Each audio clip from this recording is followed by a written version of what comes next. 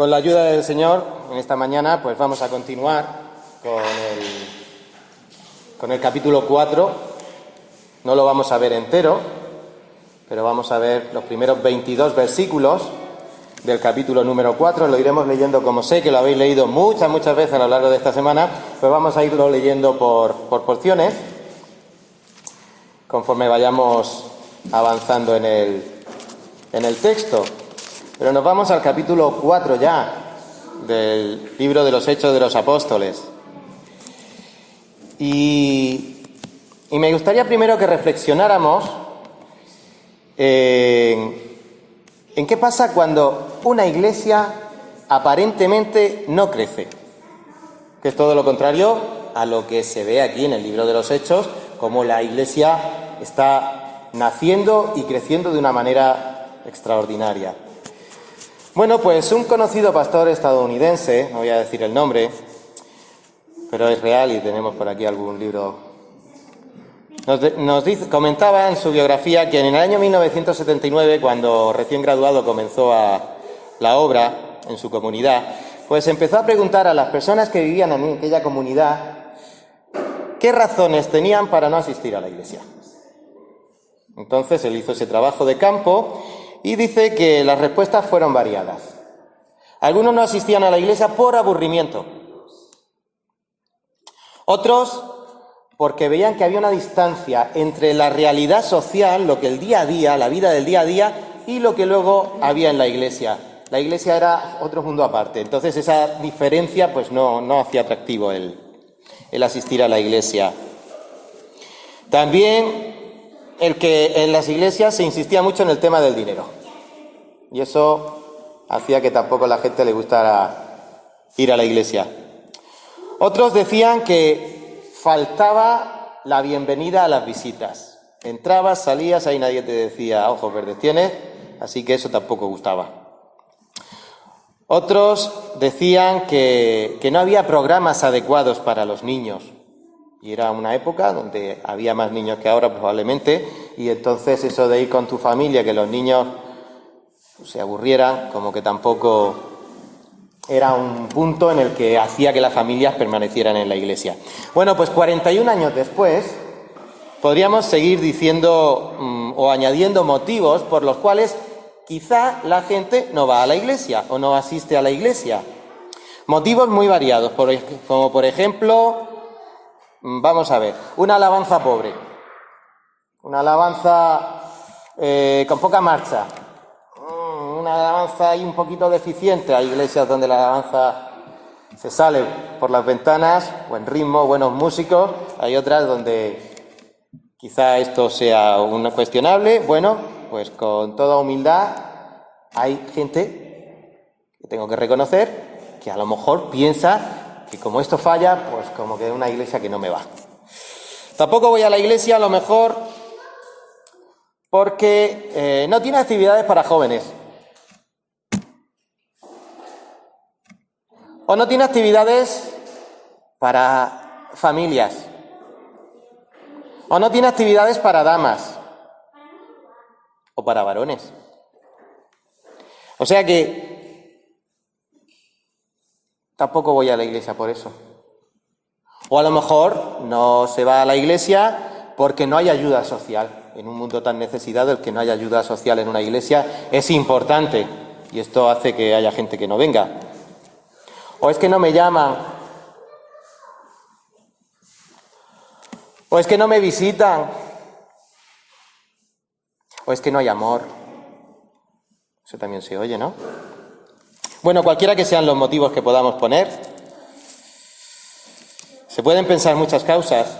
¿Y quién de vosotros o de nosotros a lo mejor no está de acuerdo con alguno, con varios o con todos estos motivos de que por eso la gente no va a la iglesia?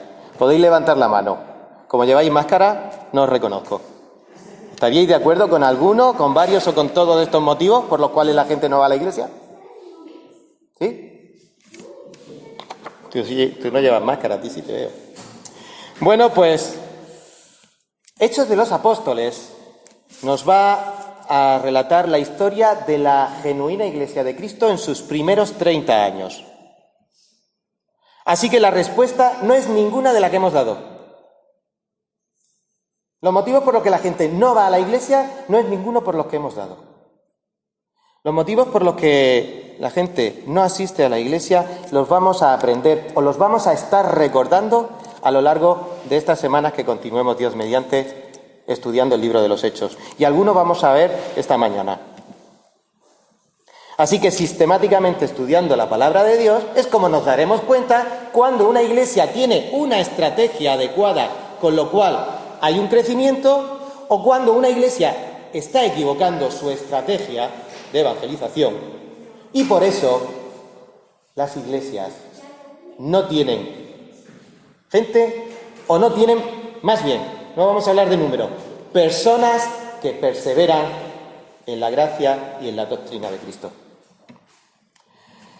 Por eso vamos a ver primero cómo se originó y comenzó a crecer la iglesia. Un repaso de los 3 capítulos que ya hemos visto. Bueno, pues llegados al capítulo 4 vamos a resumir cómo desde el día de Pentecostés hasta este momento indeterminado han pasado ya días, semanas, meses en los que Pedro y Juan son arrestados. ¿Qué ha pasado? Bueno, pues capítulo 1, recordemos, versículo 8. La ascensión y la comisión de los apóstoles. Versículo 8, esa comisión: recibiréis poder para predicar en Jerusalén, en Judea, en Samaria y hasta lo último de la tierra. A continuación viene la ascensión, versículos 9-10. Y esto después nos llevaría a tener que esperar unos días hasta que el Espíritu Santo llegara. Esto es lo que ocurre en el versículo 1, en el capítulo 1. ¿Y cómo esperan? Pues están esperando en oración. Versículo 14, 1-14. El capítulo 2, lo vimos también, la llegada del Espíritu Santo, primer discurso de Pedro en público y nada más y nada menos, capítulo 2, versículo 41, se convirtieron como 3.000 personas al escuchar este discurso. Como 3.000 personas. Así que esto nos tiene que hacer un poco la idea de que ahí pasó algo para que 3.000 personas se convirtieran genuinamente al Señor. Porque aquí este número no es para exagerar. La Escritura no nos diría que 3.000 y luego no fueron 3.000. Fueron un poquito menos. Estas grandes campañas donde hay tantos que dan su paso adelante y luego dan 3 pasos atrás y si te he visto no me acuerdo. Aquí si nos dice que fueron 3.000 es que la iglesia se incorporó, en la iglesia de Jerusalén, 3.000 personas. Si se nos incorporaran a nosotros 3.000 personas, a mí se me caían las piernas del susto. Bueno, pues tras este capítulo nos vamos al capítulo 3 y tras la curación del cojo de nacimiento se produce el segundo discurso de Pedro en los pórticos del templo. Y si nos vamos al 4:4, leemos que nada más y que nada menos que 5.000 varones, pero muchos de los que habían oído la palabra creyeron, y el número de los varones era como 5.000. No sé si era 5.000 más, o contando los 3.000 primeros, y luego los varones, nada más que en varones, llegaron a la suma de 5.000. Es algo descomunal, el crecimiento que tuvo la Iglesia en solo 2 discursos evangelísticos de Pedro. Tremendo, ¿verdad? Y ahí no hay ninguna otra estrategia que predicar la palabra de Dios, como vamos a ver a continuación. Así que hoy nos volvemos a centrar, esta vez en el tercer discurso de Pedro, primero en Jerusalén, luego en los pórticos, y hoy va a ser el discurso que Pedro dio, ¿dónde? Delante del Sanedrín, de los gobernantes. Así que podríamos pensar que si leemos el primer discurso, el segundo y el tercero, decimos, pues si prácticamente está diciendo lo mismo. Y alguien diría, ¿no es un poquito aburrido el principio del libro de los Hechos porque prácticamente te está repitiendo una y otra vez lo mismo? Mirad, os voy a contar un secreto para cuando continuéis leyendo la palabra de Dios. Si una cosa se repite en la palabra de Dios, es una norma de interpretación, quiere decir que es importante. Así que si se repite, es importante. ¿Cuántas veces los que tenemos críos tenemos que decir, Gabriela, ven una vez, Nael, ven 2 veces, 3, 4, y repites y repites y repites y no lo hacen? Y al final lo hacen. Bueno, pues si aquí se está repitiendo algo, es que es importante, es que Dios te está diciendo, Juan, Ramón, esto es importante. Prestad atención a las repeticiones de la palabra de Dios. Así que hoy vamos a ver qué ocurre en este tribunal del Sanedrín. Y quizá sea interesante estudiar como Iglesia estas repeticiones de los discursos de Pedro para que esta Iglesia en José López Martínez, número 3, crezca de una manera genuina después de que llevamos 130 años en la ciudad. El comienzo de las pruebas. Vamos a ver los versículos del 1 al 4. Hablando ellos al pueblo, vinieron sobre ellos los sacerdotes con el jefe de la guardia del templo y los saduceos, resentidos de que enseñasen al pueblo y anunciasen en Jesús la resurrección de entre los muertos. Y les echaron mano y les pusieron en la cárcel hasta el día siguiente, porque ya era tarde. Y como hemos leído, pero muchos de los que habían oído la palabra creyeron y el número de los varones eran como 5.000. Hasta ahora los gobernantes no sabemos qué ocurrió, pero no se habían opuesto a la predicación del Evangelio. Desde la muerte de Jesús, en esos discursos, primero de Pedro, segundo de Pedro, hasta ese momento la vida en la Iglesia, como leímos en el resumen del final del capítulo 2, se estaba desarrollando y la Iglesia crecía y no había oposición. Es posible que ese ímpetu de la predicación, ese poder del Espíritu Santo, mantuviera a los gobernantes en estado de shock, noqueados, estaban que no podían hacer nada. Estaban bloqueados. Y así estuvieron bloqueados durante un tiempo. Además, tengamos en cuenta que los primeros discípulos, la primera parte de la Iglesia, tenía tan buen testimonio y no hacían nada absolutamente raro, sino que además, como vimos con un domingo la semana pasada, seguían yendo al templo a orar y tenían un testimonio en general tan bueno que el pueblo, ante esas maravillas que hacían, ante esas palabras de gloria a Dios que predicaban, el pueblo, vamos a leer qué criterio tenía el pueblo respecto a esta secta nueva de los judíos que eran estos primeros cristianos. Todavía no eran llamados cristianos. Capítulo 5, versículo 13. De los demás, ninguno se atrevía a juntarse con ellos, mas el pueblo los alababa grandemente. Como nos dice otra versión, decía que el pueblo tenía en estima, estaban delante de todos con estima, los estimaban. Pero de momento llega el cambio, comienzan las persecuciones, comienzan los problemas. Dice el versículo 1 que hablando ellos al pueblo, vinieron sobre ellos los sacerdotes, literalmente se les echaron encima. ¿Y quiénes se les echaron encima? Los saduceos,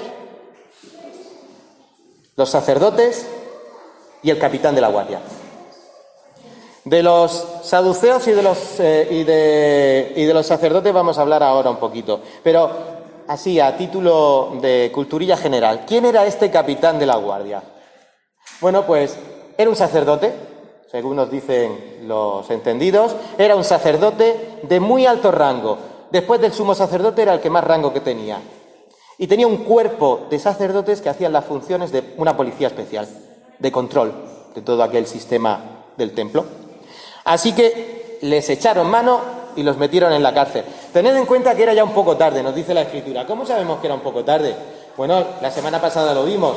Si empezaron en la hora novena, que son las 3 de la tarde, el culto o la predicación de Pedro duraría a lo mejor, vamos a pensar, un buen mensaje como se estima, media hora, 40 minutos, no, por lo menos 2 horas de mensaje. ¿Os imagináis?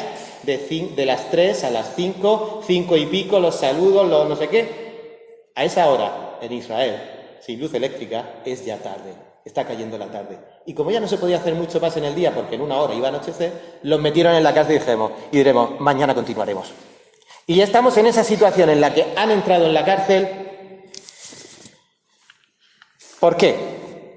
¿Por qué se les echaron encima? Porque estaban reaccionando y estaban viendo que esta iglesia o esta, entre comillas, secta judía estaba ganando en muy poco tiempo muchísimos adeptos, y aquí es cuando le pica a las autoridades religiosas el que les están comiendo la merienda. como se dice vulgarmente.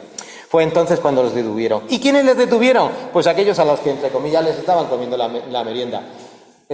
Hemos leído, o vamos a leer aquí, o hemos leído sobre Anás y Caifás, sumos sacerdotes, los saduceos y un concilio que se reúne. Vamos a verlo ahora. ¿Quiénes son los saduceos? Brevemente, otra vez, culturilla general para que cuando leamos los evangelios, leamos las escrituras, sepamos quiénes son.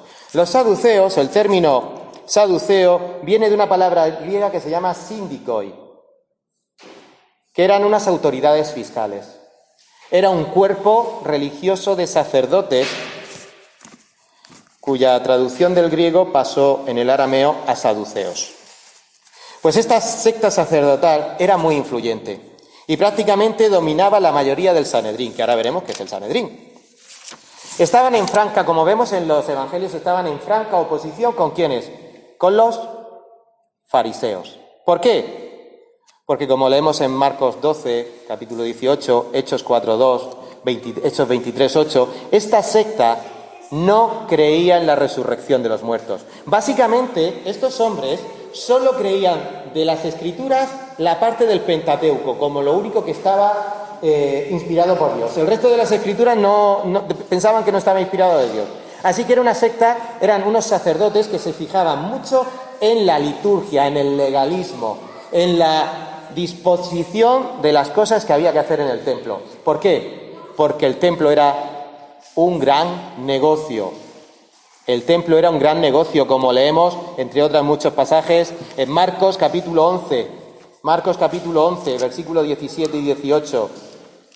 Recordad cuando el Señor entró en el templo a purificarlo, a echar de ahí a todos los que hacían negocio con las cosas de Dios. Marcos 11, 17. Y les enseñaba diciendo, no está escrito, mi casa será llamada casa de oración para todas las naciones, mas vosotros la habéis hecho cueva de ladrones. Y lo oyeron los escribas y los principales sacerdotes, y buscaban cómo matarle, porque le tenían miedo, por cuanto todo el pueblo estaba admirado de su doctrina. Pero les estaba hundiendo el negocio. Así que estos saduceos, que les gustaba lógicamente estar en ese ambiente, además aspiraban a un estado teocrático, donde Dios era el que gobernaría ese pueblo por mano del sumo sacerdote, y el sumo sacerdote sería saduceo. ¿Os imagináis esta situación política? Es un poco, salvando las distancias, lo que ocurre con el Islam en países chiítas como Irán. Dios es Dios, Alá es Alá, pero luego hay un representante aquí, el ayatolá, que es el que parte el bacalao.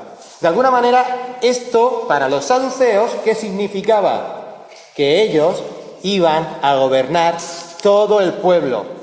Ni que decir tiene que no querían saber nada de un Mesías. ¿Por qué? Porque si viene un Mesías, gobierna el Mesías y no gobierno yo, sumo sacerdote. ¿Entendéis qué estaba suponiendo la predicación del Evangelio para los intereses de esta secta sacerdotal que estaba por aquella época gobernando en el templo, gobernando en el pueblo, como vamos a ver ahora, y partiendo el bacalao? No podían consentir. Por eso hemos leído que los saduceos estaban resentidos de que se predicara el ¿qué? La resurrección, porque todo su panorama teológico se venía abajo si había resurrección. Porque ellos pensaban que no había resurrección, que todo se centraba en el culto del templo y una vez muerto la persona, desaparece el cuerpo y desaparece el espíritu. Esta fue la razón. El Evangelio siempre va a tener oposición contra las creencias y contra las estructuras humanas. Ayer con los saduceos y hoy en nuestra realidad.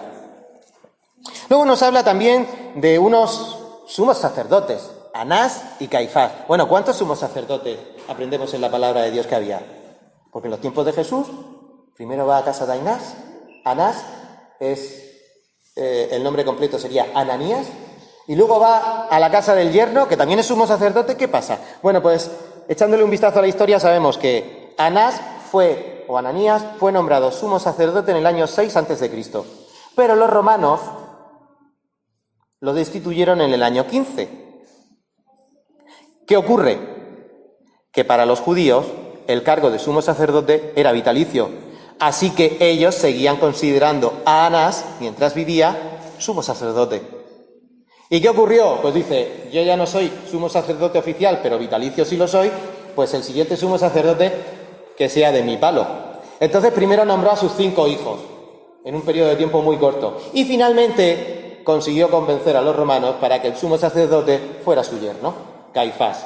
Y es por eso, por lo que en el tiempo en el que Jesús fue juzgado, el sumo sacerdote de ese año era Caifás. Y en este momento que se está formando un tribunal contra los apóstoles, está el sumo sacerdote Anás, y Caifás. Por eso se nombra a los dos en el cargo de sumo sacerdote. Y Juan y Alejandro, bueno, pues Juan y Alejandro tenían que ser 2 personas representativas de aquella sociedad judía, pero no se sabe mucho más de ello. Pero Lucas sí los conocía y tomó nota y los dejó en sus escritos, porque estos hombres eran muy conocidos entre el pueblo de aquella época. Así que ahí añadió estos 2 nombres que en aquella época serían muy conocidos, aunque a nosotros no nos ha pasado más parte de la historia. Dicho esto, ¿qué tenemos que decir? Pues que comienza el interrogatorio. Y el interrogatorio de este tribunal, fijaos qué personas más mezquinas estaban presidiendo este interrogatorio, qué personas más interesadas. Pues van a comenzar a los acusados aplicándoles la palabra de Dios. Vamos a irnos a Deuteronomio 13, 1 al 5, porque este interrogatorio nos dice que al día siguiente se reunieron en Jerusalén, y el versículo 7 nos dice, ¿con qué potestad o en nombre de quién habéis hecho vosotros esto? Y esto nos lleva a Deuteronomio capítulo, ellos son muy santos, ¿no? Y están aplicando la palabra de Dios, así que se van a lo que ellos creían que era la palabra de Dios. Deuteronomio capítulo, perdonad que con la visera veo borroso, capítulo 13, gracias, versículo del 1 al 5. Deuteronomio 13, del 1 al 5. Aquí se establece una regla legal por la cual los gobernantes del pueblo, los responsables, tienen que saber identificar cuándo ocurre algo y viene de mano de Dios o no viene de mano de Dios. Deuteronomio 13, versículo 1. Cuando se levantare en medio de ti profeta o soñador de sueños y te anunciare señal o prodigios, y si se cumpliere la señal o el prodigio que él te anunció diciendo, vamos en pos de dioses ajenos que no conociste y sirvámosle, no darás oído a las palabras del tal profeta ni al tal soñador de sueños, porque Jehová vuestro Dios os está probando para saber si amáis a Jehová vuestro Dios con todo vuestro corazón y con toda vuestra alma. ¿Qué están diciendo aquí los gobernantes del pueblo? Sí, reconocemos que habéis hecho prodigio, pero decimos que este prodigio no viene de Dios, viene de otro poder, viene del poder de las tinieblas. Les estaban ya acusando, antes de cualquier investigación, les estaban acusando que eso que habían hecho venía del maligno. Algo que no era nuevo, ¿verdad? ¿Os acordáis de Marcos capítulo 3, versículo 22, 26, 28, 30? Hay que poner en duda que esto viene de Dios. No te apedreamos por una buena obra, le dijeron a Jesús. Te apedreamos por blasfemia, porque tú, siendo hombre, te haces Dios. Queridos hermanos, esta es la realidad. Que no se nos acusa, o al pueblo de Dios perseguido en los países más tremendos, no se les acusa por cosas malas, se les acusa porque no van en la línea de lo que esos gobiernos o esas religiones marcan. Aquí no se les estaba acusando de hacer cosa mala. Vamos a ver qué habían hecho. Se les está acusando de que eso no venía de Dios. Hay que tirar por tierra el testimonio. Y en aquella época, ¿cómo lo hacían? Pues diciendo que había sido cosa del diablo, lo mismo que habían hecho ya con Jesús. Pero recordad que Jesús ya nos lo había advertido. Se lo había advertido a Pedro, a Juan. Acordaos de la palabra que yo os dije, un siervo no es mayor que su Señor. Si me persiguen a mí, también os perseguirán a vosotros. Si guardaron mi palabra, también guardarán la vuestra. Juan, capítulo 15, versículo 20. Así que tengamos presente que esto que ocurrió en aquella época ha ocurrido en otras épocas aquí en España, y cuidado, después de leer esta advertencia del Evangelio de Juan, capítulo 15, versículo 20. Hoy no tenemos judíos, saduceos, que vayan contra nuestra predicación de la resurrección de Cristo. No, a Dios gracias. Hoy ya no tenemos una iglesia oficial que vaya detrás de nosotros impidiendo enterrar a nuestros difuntos o celebrar nuestras reuniones. Pero se está formando políticamente o en esta sociedad una corriente donde todo lo que no es relativo, todo lo que sea palabra de Dios está prohibido. Nadie nos quita que a lo mejor, a lo peor, en un futuro cercano, no tengamos problemas con estas famosas ideologías que nos tienen que imponer lo que tenemos que pensar sobre nosotros mismos, sobre nuestros hijos. ¿O quién te dice que en 2 o 3 generaciones lo que es una religión que persigue el cristianismo lejos no sea una religión que esté establecida aquí mayoritariamente y empecemos a tener problemas? El Señor Jesucristo ya lo advirtió. Si me persiguieron a mí, a vosotros también os perseguirán. Tengamos cuidado con esto. No es para meternos miedo, pero es para estar conscientes de que esa realidad puede volver, si no está volviendo, sino que se lo digan a nuestros hermanos. Lo veremos la semana que viene. Bueno, pues vamos ahora a ver las claves del mensaje de Pedro, o de los mensajes de Pedro, que son claves para que nuestra iglesia tenga una estrategia adecuada. Versículos del 10 al 14. Sea notorio a todos vosotros y a todo el pueblo de Israel que en el nombre de Jesucristo de Nazaret, a quien vosotros crucificasteis y a quien Dios resucitó de los muertos por él, este nombre está en vuestra presencia sano.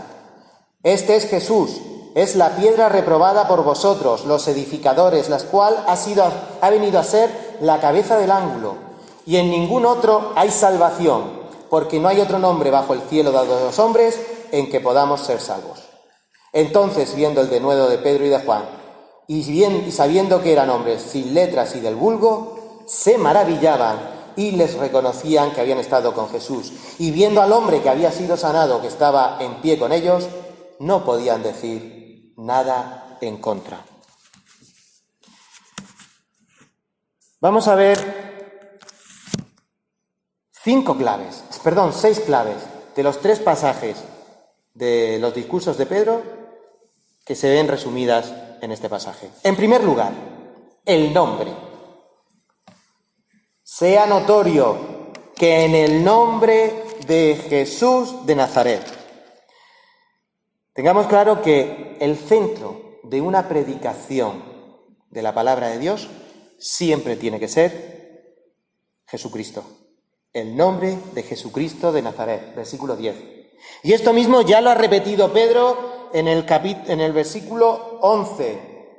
Este Jesús, versículo 12. Y en ningún otro nombre hay salvación, porque no hay otro nombre. Versículo 17. Amenacémosle para que no hablen de aquí en adelante a hombre alguno en este nombre. Capítulo 2, versículo 22. Varones israelitas, Jesús Nazareno. Versículo 23. A este, refiriéndose a Jesús Nazareno. Versículo 32. A este Jesús. 36. Sepa pues ciertísimamente toda la casa de Israel que a este Jesús Dios le ha hecho. Versículo 38. Arrepentíos y bautícese cada uno de vosotros en el nombre de Jesucristo. ¿Dónde tiene que estar el centro de la predicación de la palabra de Dios? Desde cualquier púlpito del mundo, desde cualquier conversación que tengamos. Si el centro no está en Jesucristo, no estamos predicando la palabra de Dios. La palabra de Dios es Jesucristo, el nombre. Esto es lo primero que tenemos que tener claro en nuestra estrategia. Y en segundo lugar, siempre utilizando las Escrituras. Pedro demostró ser buen conocedor de las Escrituras, y prueba de ello es que en estos 3 discursos las cita una y otra vez. Aquí, por ejemplo, lo cita en este versículo 11 que dice: Jesús es la piedra reprobada por vosotros los edificadores. Una referencia al Salmo 118, capítulo 22. La piedra reprobada por los edificadores. También Jesús hizo referencia a este versículo de los Salmos en Mateo 21, 42, en Marcos 12, 10 y 11, en Lucas 20, 17. Pablo en el capítulo 2 de Efesios, en el versículo 20, y también Pedro, años más tarde, en su primera epístola, capítulo 2, versículo 7. Notamos nuevamente que si hay una repetición en la palabra de Dios, es importante. Y la importancia aquí radica otra vez. Este nombre Jesús es la piedra reprobada, es la piedra angular. ¿Sabéis lo que es una piedra angular? Venga, culturilla general. El otro día, paseando con Gabriela y con Nael por la Rambla de Benipila, pasábamos por la muralla y entonces vi que los lienzos de la muralla, las paredes de la muralla, tenían ahí algunas piedras grandes vistas. Mirad, la piedra angular, imaginaos un muro así y otro aquí, cerrando ese muro. ¿Qué ocurre con estos 2 muros? Que han cerrado un espacio. Problema de estos 2 muros, que están separados, aunque están juntos, no hay nada que les una. ¿Qué ocurre? Que estos muros se pueden caer cada uno por su lado. ¿Qué ocurre con una piedra angular? Pues la piedra angular es esa piedra grande que sale de la base de un muro y que llega hasta el otro. De manera que estas piedras van solapando y cosiendo y entrelazando ambos muros.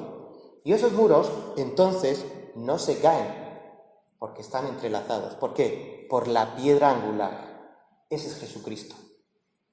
Ese es Jesucristo.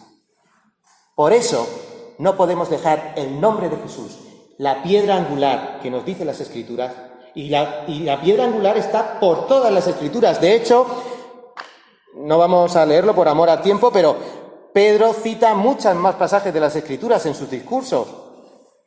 Cita a Moisés, cita a Samuel, cita a Joel. Echadle un vistazo a los discursos y veréis cómo hace referencias al rey David en los Salmos, hace referencias al profeta Joel, nombra a Moisés, nombra a las Escrituras que estuvieron ya antes. ¿Y nosotros qué tenemos que hacer? Pues decir, bueno, como ahora nosotros tenemos las Escrituras del Nuevo Testamento, ya no hace falta las Escrituras del Antiguo. No. Ellos solo tenían las del Antiguo Testamento y tenían que conocer las del Antiguo Testamento, y nosotros tenemos trabajo doble. Porque para predicar bien, conociendo la palabra de Dios, hay que estudiar. Y los que estáis estudiando lo sabéis. Para aprobar hay que estudiar. No te rías, si es verdad. Si es verdad. Y para conocer bien la palabra de Dios hay que estudiarla. Antiguo y Nuevo Testamento. Y esto es lo que se conocía a Pedro. Dice, madre mía, este hombre, y esto era algo que también le explicaba a los fariseos y a los saduceos y a los escribas, este hombre que es de letras y del vulgo, sin letras y del vulgo, ¿qué quiere decir? ¿Que era un analfabeto? No. Pero es que ese hombre no había pasado por ninguna escuela rabínica. Pero le reconocían que había estado con Jesús. Oh, sí, ya lo creo. Pasó 3 años intensivos en la escuela del rabí, en la escuela de Jesús. ¿Cuántos años llevamos nosotros en la escuela de Cristo? Por tanto, estudiemos las Escrituras. Primeramente, el nombre. En segundo lugar, las Escrituras. Tercer elemento importante en la estrategia de la Iglesia: predicar la cruz. A quien vosotros crucificasteis, frase que se repite en todos los discursos. Vosotros. Además es un discurso valiente, porque está hablando a personas diciéndole asesinos. Bueno, podemos entender que históricamente los judíos, por manos de inicuos, es decir, por los romanos, crucificaron a Jesús. Y esto históricamente está reconocido. Pero ellos no son solo los culpables de la muerte de Cristo. Si solo fuera una historia humana, ya tendríamos culpables. Pero reconozcamos que la muerte de Cristo es por culpa de todos y cada uno de los que estamos aquí sentados. Creamos o no creamos, somos culpables de la muerte de Cristo. Y esto es lo que se predicaba en esos discursos. Vosotros sois los culpables, vosotros crucificasteis al autor de la vida, matasteis, qué contraste más grande, al autor de la vida, leíamos la semana pasada. Tremendo, ¿verdad? Hay que predicar la cruz. Cristo nos redimió de la maldición de la ley, habiéndose hecho maldición por nosotros, porque escrito está, maldito todo el que cuelga de un madero. Gálatas 3:13. Y todo esto ocurrió, como veremos también la semana que viene, por determinado conocimiento y consejo de Dios. La palabra de la cruz es locura, nos dice. Es locura a los que se pierden, malos a los que se salvan. Esto no es locura. Ciertamente tropezadero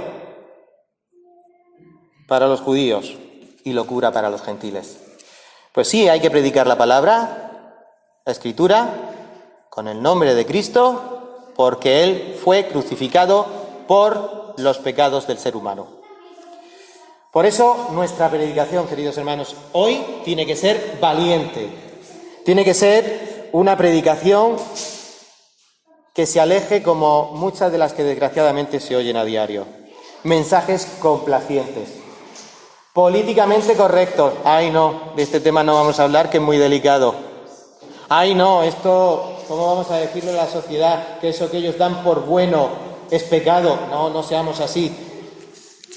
¿Cuánto gustan los predicadores motivacionales? Ay, que te echan una mano y dice, ay, Señor, qué emoción, qué grande he salido hoy. Pero son predicadores que conmueven los sentimientos, pero no compungen los corazones, como leímos en Hechos capítulo 2, versículo 37.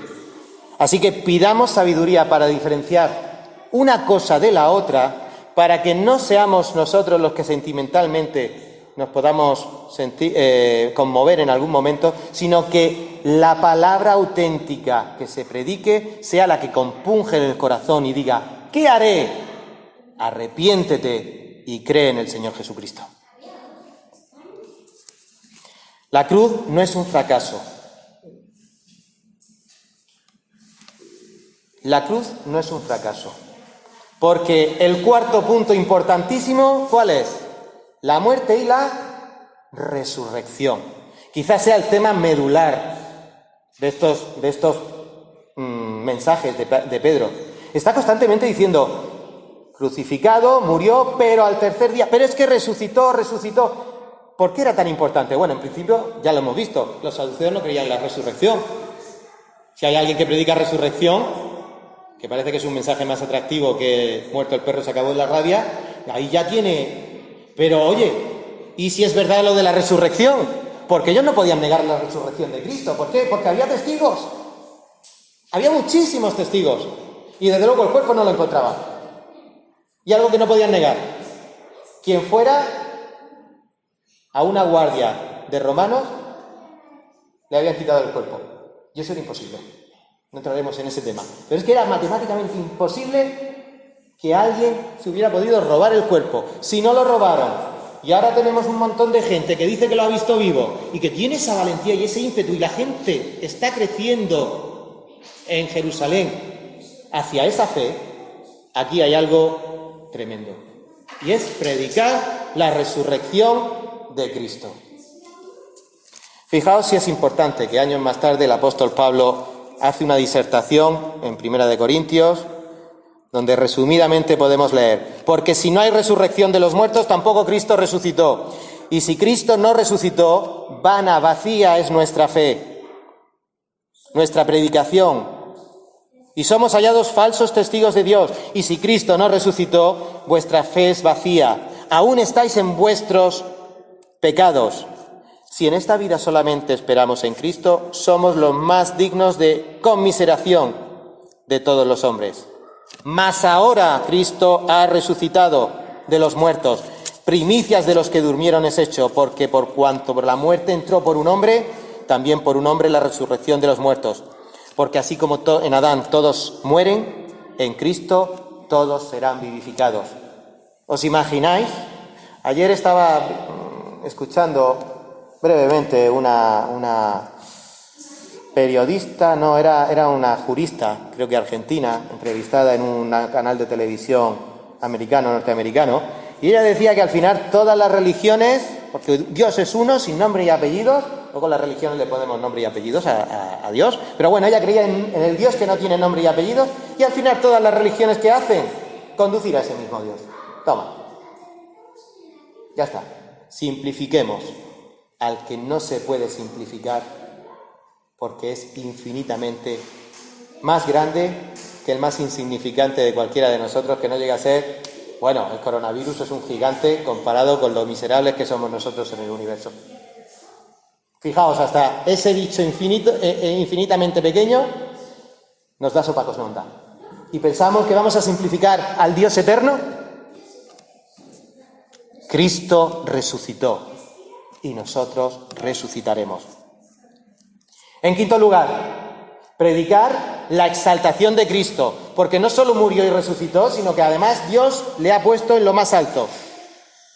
Dios le ha puesto en lo más alto. Vemos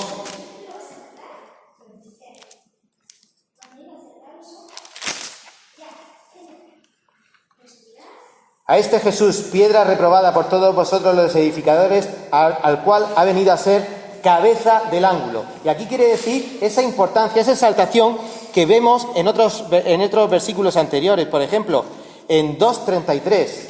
Veamos esta misma idea en el capítulo 2, el versículo 33. Así que, exaltado por la diestra de Dios y habiendo recibido del Padre la promesa, ¿qué es exaltar? Sigamos leyendo para identificar qué es la exaltación de Cristo. 34 al 36 del capítulo 2. Porque David no subió al cielo, pero él mismo dice, dijo el Señor a mi Señor, siéntate a mi diestra hasta que ponga a tus enemigos por estrado de tus pies. Nos seguimos preguntando, ¿qué es la exaltación de Cristo? Capítulo 3, versículo 13. El Dios de Abraham, de Isaac y de Jacob, el Dios de nuestros padres, ha glorificado a su Hijo Jesús. Versículo 21. A quien de cierto es necesario que el cielo reciba hasta los tiempos de la restauración de todas las cosas. ¿Qué es la exaltación de Cristo?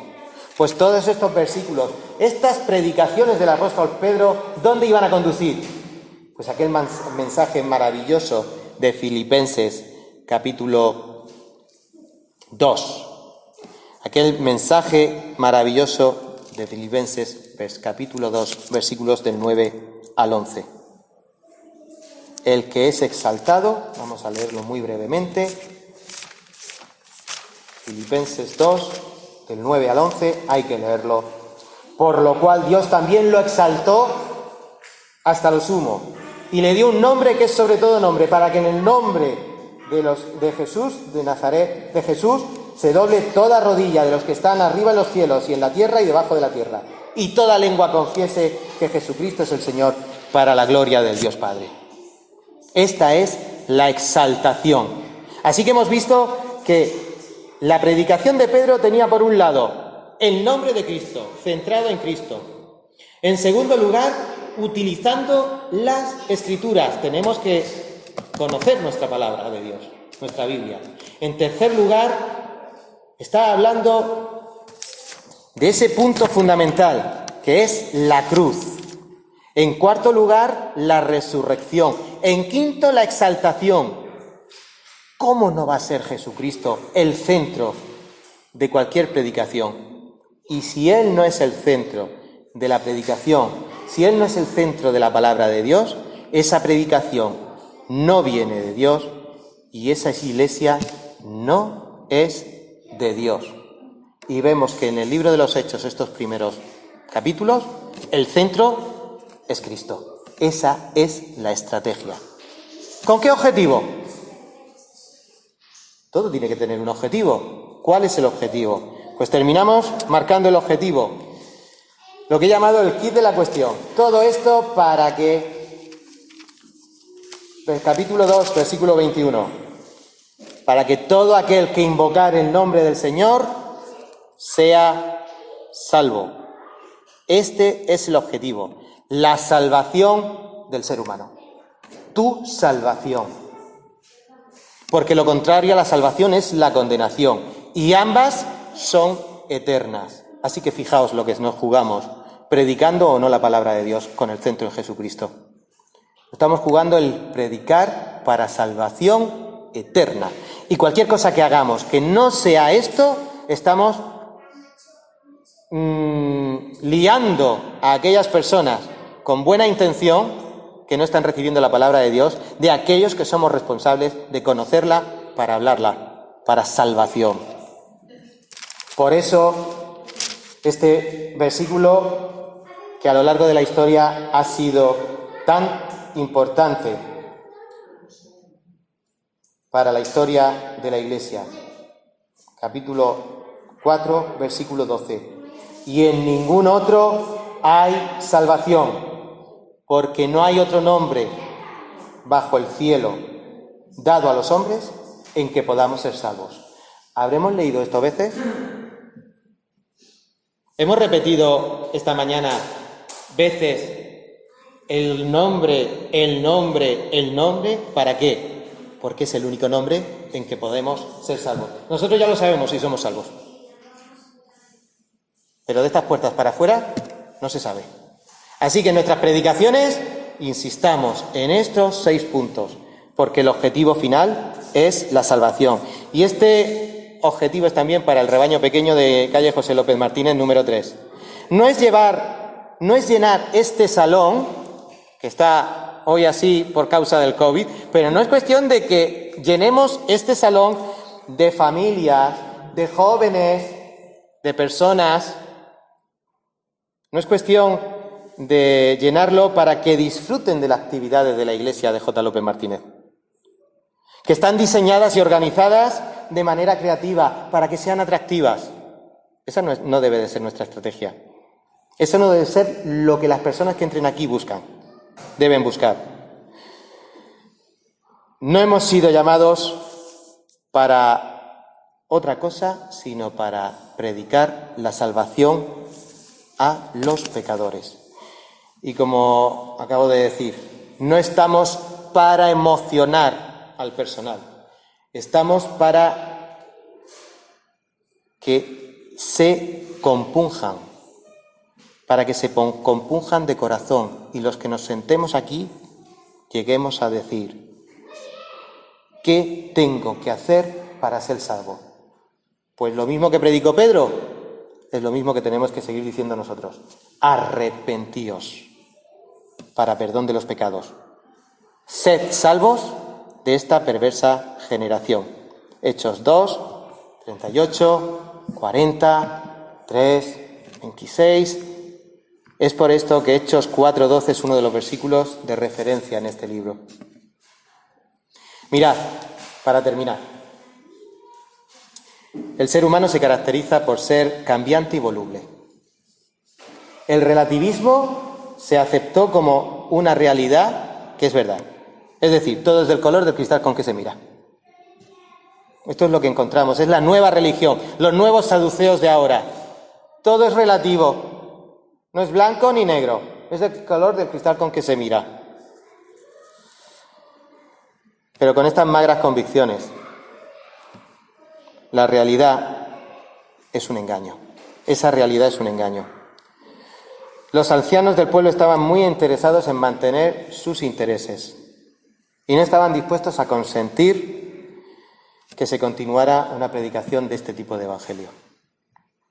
Pero lo que ellos no pudieron negar, ni lo que nadie puede negar aunque se empeñe, es que los cristianos crecían en número y sigue el cristianismo adelante por todo el mundo, incluso en lugares donde hay mucha persecución. No podían negar la resurrección de Cristo. No se trataba de una secta de ignorantes. Hay ignorantes en el pueblo de Dios, sin duda. Pero ¿seremos todos ignorantes? No. Alguno habrá que sepa, aunque no sea mi caso. Pero Se tiene que reconocer que hemos estado con Jesús. El pueblo le respetaba, como hemos visto, y sin duda alguna nadie podía poner en duda que ese cojo había sido sanado, como leemos en este capítulo 4, 14, versículo 16, el versículo 22. No lo leemos por amor al tiempo, son textos de este capítulo que hoy teníamos que tratar. Y hemos tratado en parte. Y como decía Ramón, no hay nada nuevo debajo del sol. La Iglesia del Señor no necesitamos ser creativos, sino ser obedientes. Vuestra gentileza sea conocida por todos, o de todos los hombres. Filipenses 4:5. No hace falta ser aburridos, gentiles, amables, personas que atraen, pero no atraemos por nuestro físico ni por nuestra simpatía, atraemos porque Jesús debe de manifestarse en nuestra vida, en nuestra boca y en nuestros actos. Esa iglesia, os aseguro, que no aburre. Esa iglesia aseguro que tiene actividades para jóvenes, niños, mayores, damas. Esa iglesia no emociona, sino que compunge, y es una iglesia que lleva a los hijos de Dios a predicar fuera de esas puertas a todo el mundo. Seamos esa iglesia porque para esto fuimos llamados. Nuestro mensaje debe ser cristocéntrico, basado en el nombre de Cristo, en la cruz de Cristo, en la resurrección de Cristo, en la exaltación de Cristo, para perdón de pecados de todos los hombres. Y de esta manera es como hemos leído en estos días atrás, cómo la iglesia iba creciendo en ese número tan maravilloso. Pues crecía, y los que iban ingresando en la iglesia estaban unánimes cada día, partiendo el pan, como hemos hecho esta mañana, con alegría y sencillez de corazón, alabando a Dios y teniendo favor de todo el pueblo. Y el Señor añadía cada día los que habían de ser salvos. Por un lado, esta es la parte que nos corresponde. Y por otro lado, Dios va a hacer la suya. Va a añadir, no yo, no tú. El Señor va a añadir a los que vayan siendo salvos. No digo yo que podíamos ser 3.000. La palabra de Dios es poderosa, lo hemos visto. Pero como hablaba el otro día con Lidia, ahí detrás, desde hace 57 años, hay un solar vacío. A lo mejor el Señor lo está reservando para que podamos unir y hacer un salón hasta la otra calle. ¿Lo creemos? Yo confío en que el Dios de Pedro y de Juan, que hizo estos movimientos tan tremendos al principio de la iglesia, todavía hoy puede hacerlo. ¿Cómo? Con el poder de su palabra. Esta es la estrategia que tenemos que continuar llevando adelante. Que el Señor os bendiga.